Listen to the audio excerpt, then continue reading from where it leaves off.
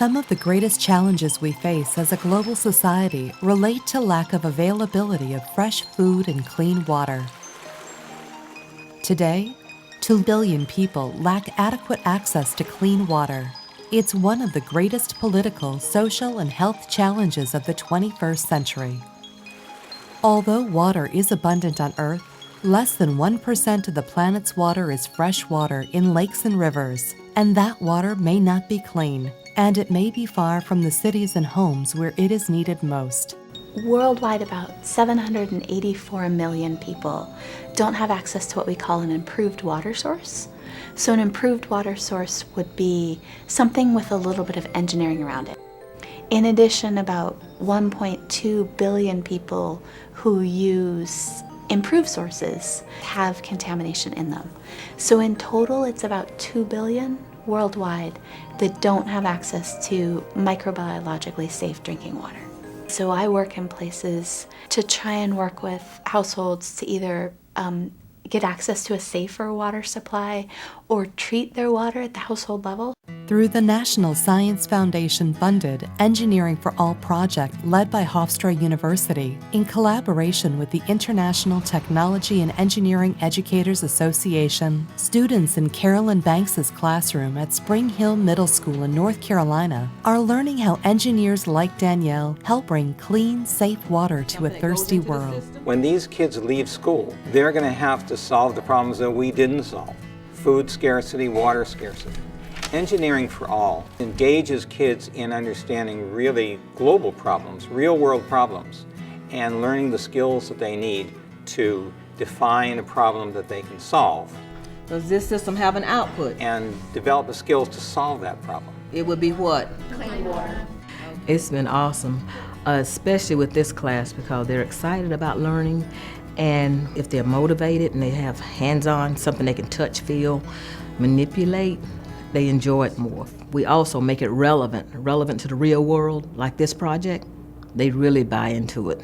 It just seemed different than all the other classes because we get to do experiments in this class and we get to learn different things than what we would normally learn in math class or science class. You actually get to do stuff hands-on, and I think you learn a lot more because I know I learn a lot more if I get to touch stuff and see stuff. Water scarcity is a global problem, and Carolyn Banks' students have chosen Bangladesh as a case study. The final grand challenge is when they actually use the materials that are native to Bangladesh, and they make a water filtering system that the natives or the residents can use to filter their water. We're trying to make a portable and convenient filtration system for Bangladesh, because that's part of our project, is to make a filtration system for Bangladesh because they don't have any clean water. So filters work in a number of different ways. The first way they work is just the way a strainer would work. Like if you put your macaroni in a strainer, the biggest particles are going to get captured right at the top, and they're going to stick there and they're going to make a layer. And then as you then go further down into the filter, the smaller particles might get trapped in the pore sizes. Each one we're going to put something different, like charcoal, fine sand, and coarse sand. And then we're going to put the water through it and see how it filters the parasites out. You need different types of filter material to filter out physical and chemical contamination, so the biological contamination and the chemical contamination. We're trying to purify water that has metal in it, like lead, stuff like that. And we're trying to keep it from getting into people's body systems so they won't get sick. They really have gotten it, that this is for real. This is not something my teacher's making up. I'm really taking part in a project that's going to affect somebody's life. You learn how to help people in this class. You learn how to make water filters for different people who don't have water when we're so careless for our water. Engineering for All students are also taking on a second critical issue: food scarcity. Today, 1 in 8 people do not have the food they need to thrive. As the world's population rises, the problem is only getting worse. Meanwhile, the amount of land that's suitable for growing food keeps getting smaller. Cutting forests to make room for more farms could devastate rare natural habitats and make global warming worse. These two problems are closely related. In order to grow food on a farm, it takes a lot of water because water flows through and out. When we think about a child's health, we're not just thinking about water, we're also thinking about food. One solution, vertical farming using hydroponics, growing crops in water without soil. The water comes from this tank, which if you open up, there's just a whole bunch of water. In hydroponics, it's much more conservative of the water because the water keeps circulating. Hydroponic beds can be built vertically onto the sides of tall buildings, so there's no need for farmland. And food can be grown right where it's needed. How to get the water in and out so the plants can have water. In Stephen Hayner's class at Claggett Creek Middle School in Oregon, students participating in Engineering for All are discovering how vertical farming can help feed the world.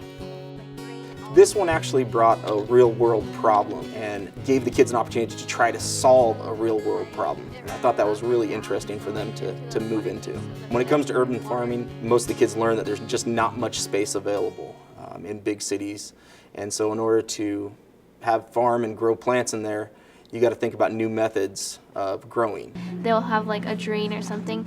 I think it's definitely getting a lot harder to feed the more people on the planet because the population is definitely growing and it's just going to continue to grow. And with the hydroponic systems, I feel like you'd have a wider variety of food that you can plant yourself at home. So you will just have like a better eating supplies. Plus it's more food and it's like faster and more efficient. And what is the size of the cups?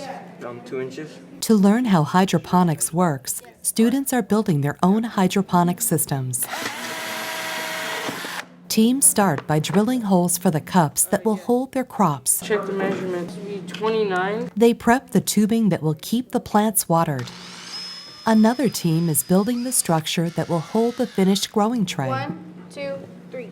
So you put that on and I'll put the They lid on. put it all together, and then they are ready for the grand challenge, designing a vertical farming solution from scratch, using an informed design process to apply math and science to the technical and engineering problem at hand. All the water just kind of goes all the way through the piping. They were given some type of question that they had to solve. They'd come up with ideas and design prototypes.